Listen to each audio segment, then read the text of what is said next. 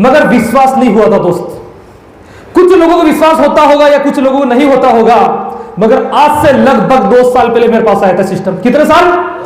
2 साल पहले सिस्टम आया था दोस्तों, जिस समय राजस्थान के अंदर कोई रिजल्ट नहीं था, ना कोई डिस्ट्रीब्यूटर था, उस समय दोस्तों ये सिस्टम मेरे पास में आया। बोला भाई ईश्वर जी कहां हो? मैंने कहा सर मैं इधर ही हूं, क्यों आपसे मिलना है। मैंने कहा ठीक है सर मैं आता हूं। और दोस्त उस समय में क्या काम करता था? ईंटों के भट्टे पे काम करता था। ईंटों के भट्टे पे काम करता था, मेरे को दिन के 300 रुपए मिलते थे। और उस काम करते करते उसी के बीच में एक शख्स का फोन आता है, और उस शख्स के लिए शानदार क्लैपिंग होनी चाहिए। कल्याण जी मेवाड़ी के लिए एक बार जबरदस्त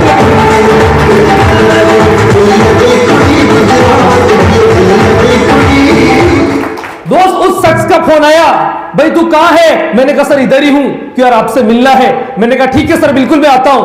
दोस्त मैं गया वहां पे, और आप लोग इतने बड़े शानदार माहौल में आपको ये सिस्टम की जानकारी मिली, मगर जब मुझे जानकारी मिली दोस्त उस समय कोई माहौल नहीं था।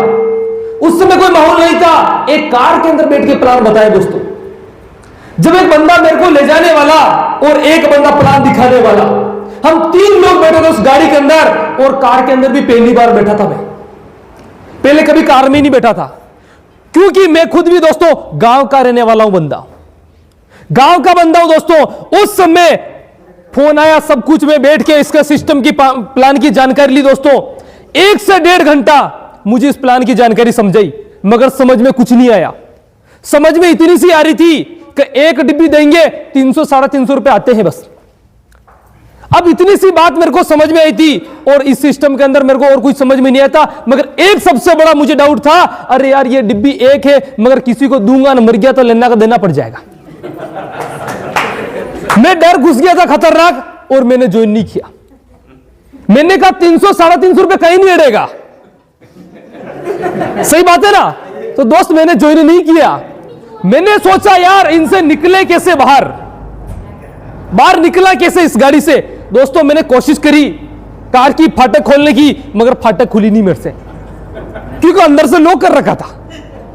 कार में पहली बार बैठा दोस्त, फाटक खुली नहीं। फिर थोड़ी देर इधर उधर देखा, मैंने कहा क्या किया जाए। फिर उसके बाद वो साइड में डंडी आती है, उस डंडी को जैसे मैंने ऊपर किया और फाटक खुल गई।